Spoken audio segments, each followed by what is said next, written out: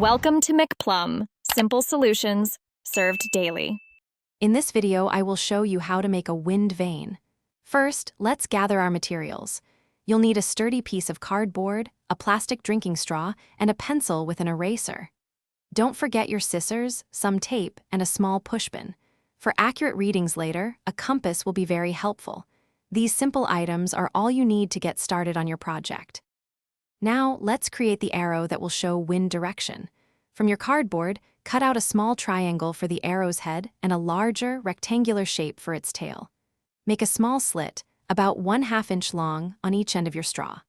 Carefully slide the cardboard head into one slit and the tail into the other. Use a bit of tape to secure them firmly. It's important that your arrow feels balanced so it can spin freely. Next, we'll build the base for your wind vane. Take a paper plate or a larger piece of cardboard for stability.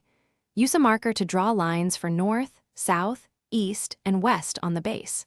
Now, push the sharpened end of your pencil through the very center of your base, ensuring it stands straight up.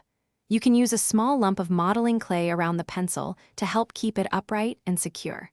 This pencil is the central axis for your arrow. For the final assembly, gently push a pushpin through the exact middle of your straw arrow.